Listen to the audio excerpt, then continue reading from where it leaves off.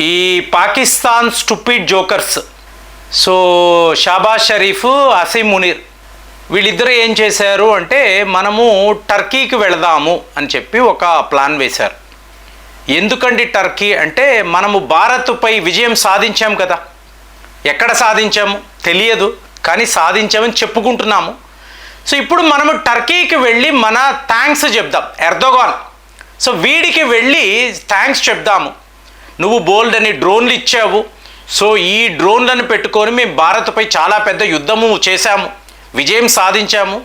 నేను ఒక చైనా ఫోటోను మేము యుద్ధము చేసినట్టు షాబాజ్ షరీఫ్ గారికి కూడా గిఫ్ట్గా ఇచ్చానంటే, అవునరా చాలా గొప్పవాళ్ళు మీరు, ఇలాంటి పనులు చేయడంలో మీకు మించిన వాళ్ళు చైనా వాడు, తరువాత మీరే కదా. సో ఇలా చేశాము. దీన్నంతా కూడా టర్కీకి వెళ్ళి అక్కడ ఒక ఫంక్షన్, అక్కడ ఎర్దోగాన్ని కూడా మనము సన్మానిద్దాము. సో వీళ్ళు వెళ్ళారు. ఇప్పుడు మీరు చూసారనుకోండి, ఈ టర్కీ వీడు రోజుకి ఓవర్ యాక్షన్, అంటే అదేదో భారత్ను ఎదిరించేస్తున్నాను అనే లెవెల్లో వీడు మాట్లాడుతున్నాడు. సో ఇప్పుడు మనం ఏం చేసాము, ఫస్ట్ లెవెల్లో నీతో ఎటువంటి వ్యాపారము లేదు, టోటల్గా ఈ ట్రేడ్ డీల్స్ అనే వాటిని ఆపేసాం. ఎవరితో? టర్కీతో. తరువాత మా సినిమా షూటింగ్లకు మేము ఇస్తాంబుల్ రాము. సో టోటల్గా టర్కీ టూరిజం, సినిమా షూటింగ్లు ఆగిపోయాయి.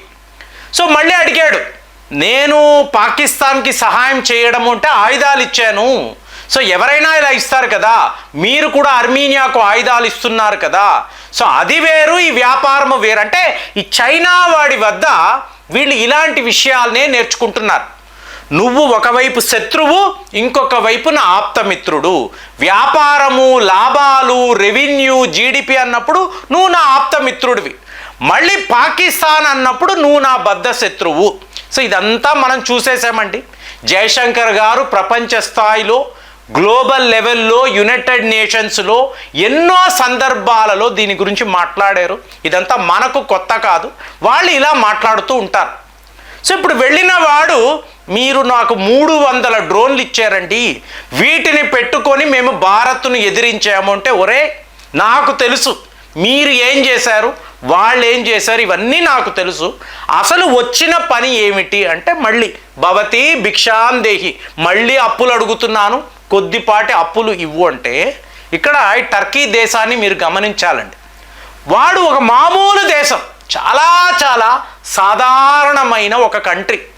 ఇక మీరు భారత్తో కంపేర్ చేస్తే, చాలామంది అడుగుతున్నారు ఏమండి టర్కీ అంటే చాలా పవర్ఫుల్ కంట్రీ కదా, అంటే నాటో దేశం కదా అంటే, ఇదంతా ఒక గూడు పుట్టాణి అండి. ఇప్పుడు అమెరికా వాడు ఎలా ఆలోచిస్తాడు అంటే, మొత్తము కూడా క్రైస్తవ దేశాలే ఉన్నాయి కదా, మీకు నాటో అంటే ఆల్మోస్ట్ అంతా కూడా క్రిస్టియానిటీని ఫాలో అయ్యే దేశాలు. ఒకే ఒక దేశము మీకు టర్కీ, ఇది ఒక ఇస్లామిక్ దేశం. ఎందుకండి వీడిని ఉంచారు అంటే, నాటోలో వీడే ఒక గూఢాచార్యుడు. ఇప్పుడు వీడు రష్యా వద్ద S-400 కొన్నాడు, అంటే మనకు ధీటుగా వీడు నిలబడగలడు అంటే ఈ ఒక S-400 విషయంలోనే. అది కూడా వీడి వద్ద ఉండే వెర్షన్ చాలా చాలా పాతది, అంటే ఒక 150 కిలోమీటర్లు, 200 కిలోమీటర్లు మాత్రమే. అంటే దాన్ని వాళ్ళు అలా రెస్ట్రిక్ట్ చేశారు రష్యా వాళ్ళు. ఈ ఒకే ఒక ఆయుధాన్ని పెట్టుకున్నాడు.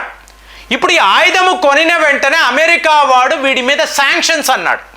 నాటో దేశమే, సో నాటో దేశం అమెరికా వద్ద మాత్రమే ఆయుధాలు కొనాలి, కానీ నువ్వు రష్యా వద్ద కొన్నావు కదా, నీ మీద శాంక్షన్స్. ఇదంతా ఒక డ్రామా అంటే S-400 ఎలా పనిచేస్తుంది, సో ఇందులో వీళ్ళు ఎలాంటి రేడార్ సిస్టమ్ అనండి, మీకు ఎలక్ట్రానిక్ వార్ఫేర్, అలాగే ఇందులో అమర్చబడిన మీకు ఈ కాంపోనెంట్స్ ఏంటి, సిస్టమ్స్ ఏంటి, వీటిని అంతా తెలుసుకోవడానికి కొన్నాడు. మొత్తము దీనిని తీసుకువెళ్ళి అమెరికా వాడికి అప్పచెప్పాడు.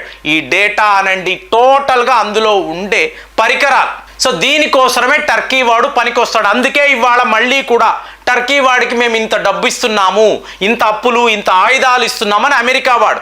అంటే ప్రపంచంలో ఏం జరుగుతుంది, ఇస్లామిక్ వరల్డ్లో అమెరికాకు వ్యతిరేకంగా ఎవరైనా ఏమైనా పనులు చేస్తున్నారా, ఇదంతా తెలుసుకోవడానికే టర్కీ అనబడే దేశం. వాడి సీన్ అంతే.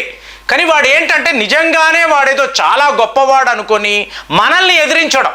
ఇప్పుడు మిత్రులు అడుగుతారు, ఏంటండి వీడి పవర్ ఏమిటి అంటే, ఒక్కసారి మీరు కంపారిజన్ చూసారు అనుకోండి, మీకు మిలిటరీ పవర్ అని చెప్పి లిస్టు వేస్తే మనం 4th పొజిషన్లో ఉంటాం. ఈ టర్కీ వాడు 9వ పొజిషన్లో ఉంటాడు. అలాగే మీరు జీడిపి అన్నారనుకోండి, మొన్నటికి మొన్న 4 ట్రిలియన్ని మనం క్రాస్ చేసాం, అంటే జపాన్ని ఓడించేసాం.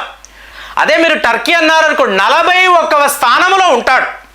అంటే ఇప్పుడు మన వద్ద ఫైటర్ జెట్స్ ఉన్నాయనుకోండి, ఒక 2600 ఫైటర్ జెట్స్ ఉంటే టర్కీ వాడి వద్ద 1000 ఫైటర్ జెట్స్ మాత్రమే ఉంటాయి. అంటే వాడి కెపాసిటీ చెప్తున్నాను, ఒక్క S-400ని తప్పించి ఎక్కడా కూడా. ఇప్పుడు మన ఇండియన్ ఆర్మీ అన్నారు అనుకోండి, 14,50,000 మంది ఉంటారు. మీకు టోటల్ మిలిటరీ పర్సనల్ అంటే ఏకంగా 50 లక్షలు. ప్రపంచంలో హైయెస్ట్ అండి.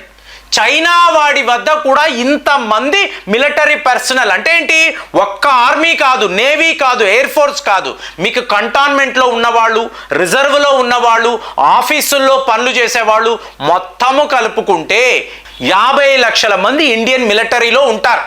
ఇందులో ఒక్క ఇండియన్ ఆర్మీ మాత్రమే 14,50,000 మంది. ఇక రిజర్వ్ ఫోర్స్ అన్నారు అనుకోండి, ఏకంగా 20 లక్షల మంది దాటి. అంటే చాలా చాలా పెద్ద దేశము మన ఆర్మీ, మన మిలిటరీ అనేది చాలా పెద్దది. టర్కీ లాంటి చిన్న చితకా దేశాలు ఏ లెవెల్లో కూడా మనల్ని ఎదిరించలేరు. అది ఒక ఎయిర్ ఫోర్స్ అనండి, నేవీ ఇప్పుడు నేవీ అన్నారు అనుకోండి, మన వద్ద 2 అతిపెద్ద ఎయిర్ క్రాఫ్ట్ క్యారియర్స్, అంటే రఫేల్ విమానాలు, సుఖాయ్ విమానాలను కూడా ఒక ప్లాట్ఫామ్ లాగా వాడగలిగే మీకు ఎయిర్ క్రాఫ్ట్ క్యారియర్స్ మన వద్ద ఉంటాయి.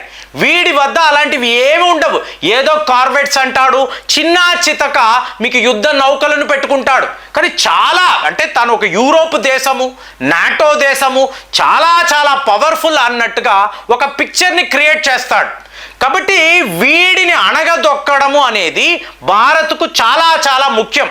ఇది ఎలా చేస్తామంటే, సైప్రస్ అనబడే ఒక ప్రాంతం ఉంది చూసారా, అక్కడ మనము డిప్లొమాటిక్ లెవెల్లో, అలాగే మన మిలిటరీ లెవెల్లో కూడా, అంటే అర్మీనియాకు కొత్త కొత్త ఆయుధాలను ఇచ్చి మనము ఈ టర్కీని చెక్కు పెట్టడం.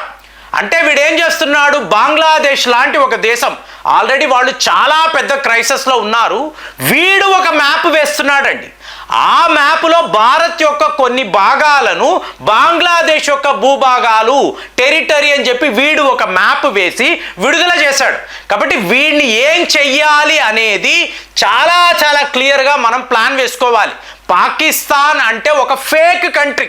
వాడు అమెరికా వాడికి ఫోన్ చేసి, యూరోప్ దేశాలకు ఫోన్ చేసి, బాబాయ్ వీళ్ళు మమ్మల్ని చంపేస్తున్నారు, మా దేశాన్నే లేకుండా చేస్తున్నారు, ఆపండి బాబు అని చెప్పి గగ్గోల పెట్టిన వాడు ఫైనల్గా మన మిలిటరీతో మాట్లాడి మమ్మల్ని వదిలేయండి, ఇక్కడితో ఆపేయండి, మళ్ళీ మేము ఏ తప్పు చెయ్యము, మళ్ళీ మీ జోలికి రామని బతిమాలితే మనము అక్కడ ఆపాము.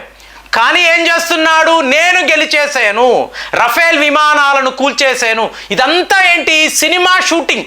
సినిమాలో డైలాగులు ఎలా ఉంటాయో అలాగా వాళ్ళ పార్లమెంట్లో కూడా అసలు we are the kings of the sky అని అన్నారనే అందరు తపా తపా తపా చప్పట్లు కొడతారు. సో లేనిది ఉన్నట్టు ఈ చైనా వాడి యొక్క ప్రాపగాండాను నేర్చుకొని ఎక్కడో ఏదో ఒక రకంగా ప్రపంచం యొక్క దృష్టిని ఆకర్షిస్తూ ఏమీ లేకపోయినా అన్నీ ఉన్నట్టుగా ఒక పిక్చర్ని వాడు క్రియేట్ చేస్తున్నాడు. మరి టర్కీ వాడు ఎందుకండి పాకిస్తాన్కి ఇంత సపోర్ట్ అంటే, వీడి వద్ద తెలిసో తెలియకో ఈ అణు అస్త్రాలు ఉన్నాయి కదండి. ఇప్పుడు ఈ అణు అస్త్రాలను వాడు రియల్గా వాడగలడా, అది కూడా చాలా పెద్ద ప్రశ్న. కానీ ఈ న్యూక్లియర్ టెక్నాలజీని మెల్లమెల్లగా టర్కీ వాడు తన కైవసం చేసుకుంటున్నాడు.